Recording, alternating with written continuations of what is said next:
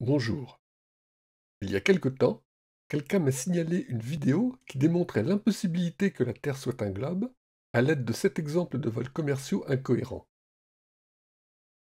C'est gentil de sa part, mais à mon sens, ce type devrait se limiter à son activité principale. Il fait du rock et allez faire un tour sur sa chaîne YouTube. Il y a plein de vidéos et quelques-unes sont plutôt pas mal. Malheureusement, il a oublié dans son message de mettre le lien vers la fameuse vidéo. Mais qu'à cela ne tienne, tout ce qu'on met sur Internet reste gravé dans le marbre, et il n'a pas été bien difficile de la retrouver, pas l'original, mais une reprise d'une chaîne états-unienne dont l'origine n'est pas précisée. Je vous laisse faire vos propres recherches si ça vous amuse. De mon côté, j'ai pris quelques copies d'écran, ça suffit, c'est édifiant. En fait, je me suis déjà intéressé au sujet, avec un vol tout à fait possible et cohérent, Sydney-Santiago du Chili sans escale, que les compagnies Qantas et Latam opéraient régulièrement avant la fermeture des frontières lors de la pandémie du Covid-19.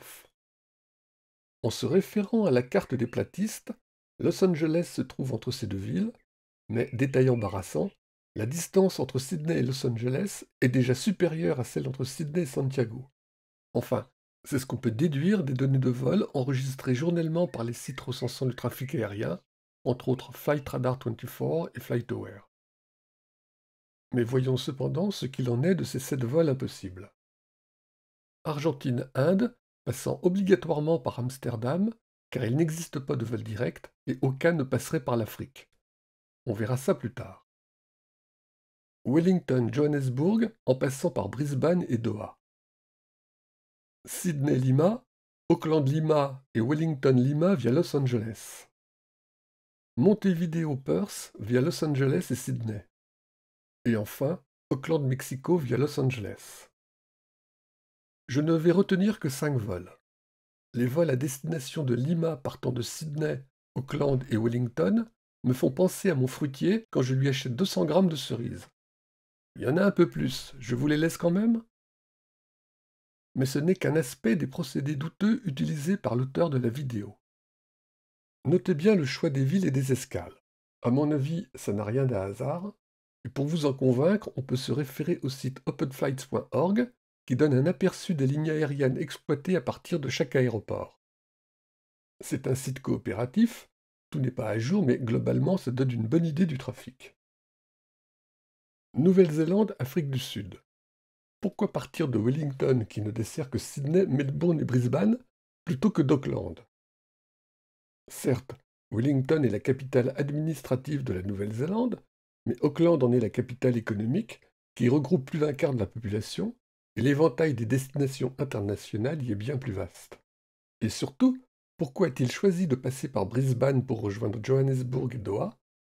On en reparlera. Et pourquoi Lima?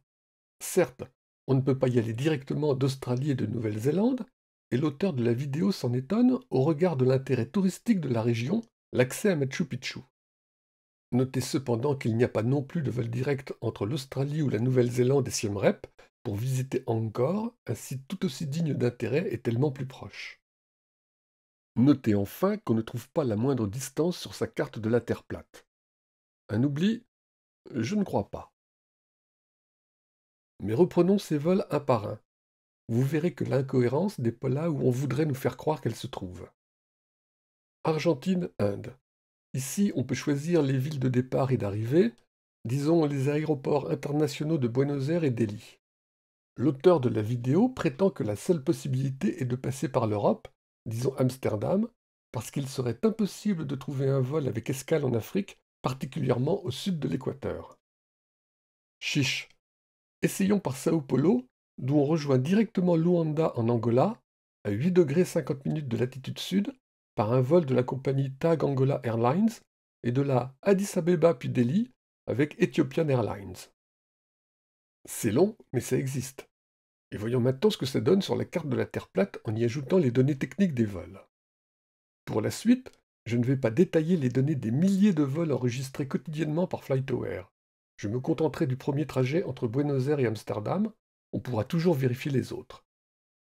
Donc, Buenos Aires-Amsterdam, 11 475 km, d'où il ne reste plus qu'à rejoindre Delhi, 6 371 km, 17 846 km en tout. Ça commence mal. Le tronçon Amsterdam-Delhi est trop court sur la carte platiste.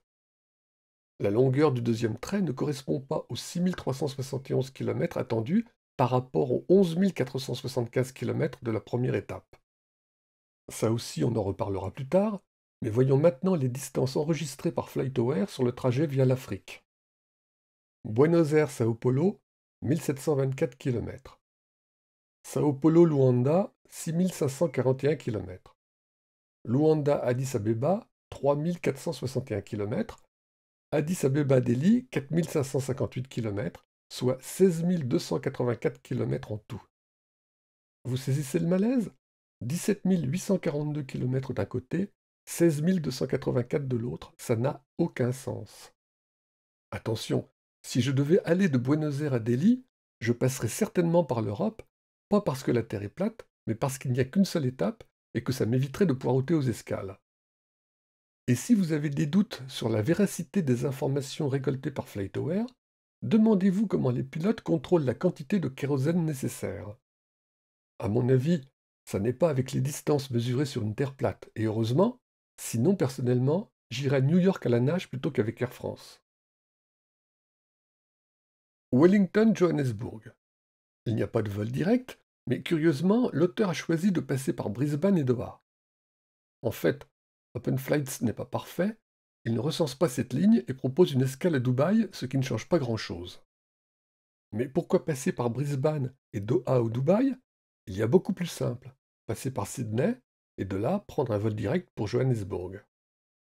Les deux trajets sont quasiment identiques sur la carte des adeptes de la Terre plate, avec une escale en moins, mais ce n'est pas du tout la même histoire avec le même trajet sur la carte de OpenFlights. Quant aux distances, oups 13 226 km d'un côté, 21 109 de l'autre. Il y en a un peu plus, je vous les laisse quand même. Sydney-Lima, toujours pas de vol direct. On peut effectivement passer par Los Angeles, mais également par Santiago du Chili via Auckland, en attendant la réouverture totale des frontières en Australie. Le trajet Sydney-Santiago sans escale n'est toujours pas ouvert en mai 2022. Mais selon la carte platiste, on va trop loin et il faut rebrousser chemin. Sauf que ça n'a aucun sens, toujours l'incohérence de leur carte vis-à-vis des distances. C'est fâcheux. Montevideo-Perth via Los Angeles et Sydney. Là, il y a un problème. Au printemps 2022, il n'y a pas de vol direct entre Montevideo et Los Angeles. La seule solution est une escale à Panama City avant de repartir pour Perth via Los Angeles et Sydney. Sinon, on peut toujours essayer par Santiago et Auckland, et encore une fois, et sans surprise, le trajet est beaucoup plus court, contrairement à ce que suggère la carte plate. Quand ça veut pas, ça veut pas. Et pour finir, Auckland, Mexico. Là, c'est plus subtil. L'auteur a bien choisi la destination. Il était temps, mais en fait je crois qu'il ne l'a pas fait exprès, je pense qu'il ne s'en est même pas rendu compte. Effectivement, en l'absence de vol direct, passer par Los Angeles est la meilleure solution. 13 001 km contre 16 228 km en passant par le Chili. Et là, bingo, les globistes sont le bec dans l'eau. Enfin la preuve ultime. Mais regardez bien. Évaluons les distances sur la carte platiste en se basant sur les 10 000 km qui séparent le pôle Nord de l'équateur. Sur le document originel utilisé pour préparer cette vidéo, la ligne reliant le pôle Nord à l'équateur occupe 507 pixels et le trajet via Los Angeles 800 pixels, soit 15 779 km, rien à voir avec les 13 001 km enregistrés. Quant au trajet via le Chili, les 1556 pixels représentent 30 690 km. Vous avez bien entendu, 30 690 km. Si le site de référence de l'aviation civile est fiable, alors la carte des platistes ne correspond à rien. Mais peut-on faire confiance aux données du site de référence de l'aviation civile? Eh bien, il existe un moyen de se faire une idée de leur pertinence en se basant sur la durée des vols. Vitesse, distance et durée sont liées. On parle de mètres par seconde, de kilomètres par heure ou de la distance parcourue dans le vide par la lumière en une année. Il est difficile de se rendre compte par soi-même de la vitesse d'un avion. De temps en temps, le commandant de bord annonce qu'on vole à disons 950 km/h, mais dans l'avion, On a plutôt l'impression d'être immobile. Par contre, le contrôle de la durée du vol est à la portée de chaque voyageur avec une montre. Et à ma connaissance, aucun n'a jamais signalé d'écarts fondamentaux entre ce qu'annonce FlightAware et ce que lui-même a constaté. Prenons comme exemple la durée des vols entre Auckland et Mexico via Santiago du vendredi 4 juin 2022. Auckland-Santiago, 10h13 par le vol LATAM LAN 800 en Boeing 787-9. Santiago-Mexico, 8h16, vol LAN 622 en Boeing 787-8. Certains vols sur ce trajet sont un peu plus rapides, d'autres un peu plus lents. Prenons une durée totale entre 18 et 19 heures et n'en parlons plus. Mais en reprenant les 30 690 km mesurés sur la carte de la Terre plate, les avions voleraient entre 1600 et 1700 km/h. Tiens, Boeing construirait des avions supersoniques. Ça se saurait, et j'ai plus confiance dans les distances données par FlightAware que dans celles espérées par les platistes.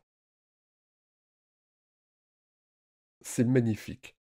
Même en ignorant certains trajets et en omettant sciemment de reporter les distances sur sa carte, en choisissant 7 vols soi-disant incohérents pour prouver que la Terre ne peut être que plate, l'auteur se prend les pieds dans le tapis en démontrant magistralement qu'elle ne peut l'être en aucun cas.